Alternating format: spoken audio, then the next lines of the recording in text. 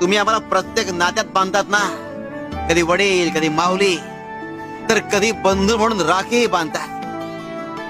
मग आमची जबाबदारी फक्त तुमच्याच रक्षणाची नाही, तर तुमच्या इच्छांच्या रक्षणाची सुद्धा आहे.